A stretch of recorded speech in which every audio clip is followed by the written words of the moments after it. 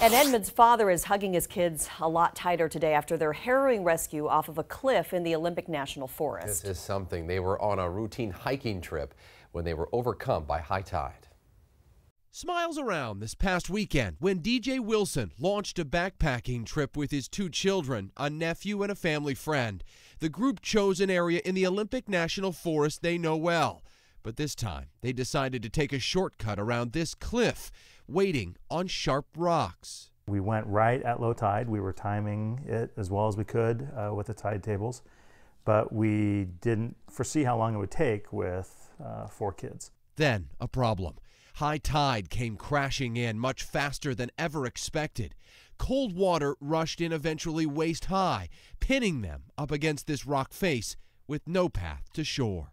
In that moment when you have to face that 3-foot swell or the 4-foot swell, and they're getting beat up and bruised and scratched, and they're starting to scream and get scared, you realize you have no control. He and the kids were forced to scale the rock face to get above the water. We all had like a shock of coldness, and each time a wave came, we would get smacked up against the rocks, get scraped. Michael Howard and his daughter Josephine decided to swim for shore through the frigid water. Thinking like, heck, I can't outlive my daughter. She's got to get there. She's got to get back home. There are these huge waves about 2 times taller than me. They kept on pushing me back into these bigger rocks with barnacles. Wilson found an 18-inch ledge and held his nephew and children Annika and Karsten close. You can almost feel how miserable it must have been. All 3 of the kids were shaking in shock and probably pre-hypothermic, and so we sat down to get as far out of the wind as we could, and we huddled and cuddled. And waited almost 60 feet up the rock face, not immediately knowing if Michael and Josephine were able to find help. More than 6 hours passed. We would stand up and stretch, and we'd flex our muscles and make a game of it to get the blood flowing. It was scary. Part of my mind was like, we might die, and part of my mind was like, okay, well, my dad's thinking positive. Not knowing if they'd have to spend the night, they waited until the sound of a Navy helicopter.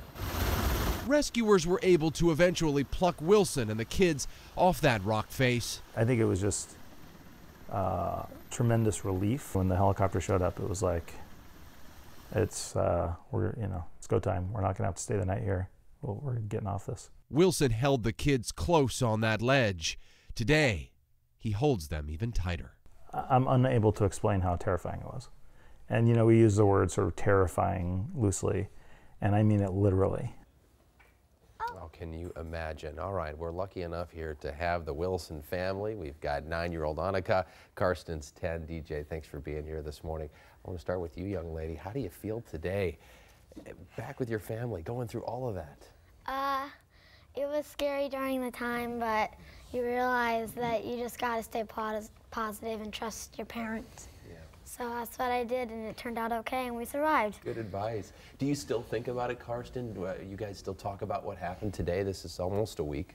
Yeah, it was probably one of the scariest things I've ever done, and probably honors Annika and my dad. Yeah, no kidding. And you guys, what were you guys thinking up there on that ledge for hours and hours? Well, for some of the time we were telling stories, and some of the time we were thinking like, are we going to get help? Are we going to be rescued? And then when we saw the helicopter, we felt a lot of relief. Yeah. So it sounds like you were a hero here too, though, DJ, keeping everybody positive. Give me an idea of what it's like today now, knowing what you know, what you've been through.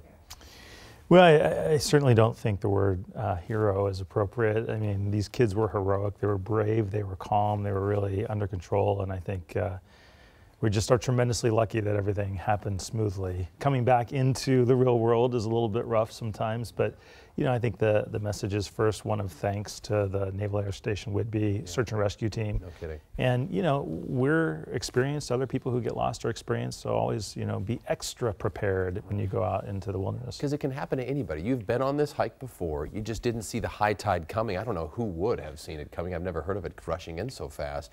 The message for people who might be out in the nice weather this summer doing sort of what you did.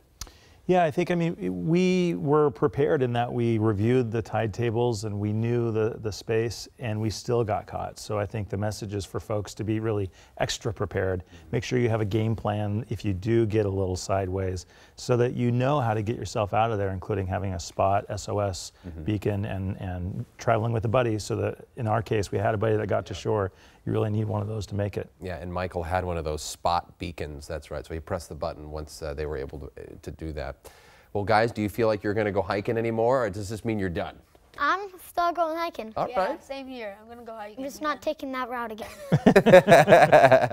That's good advice.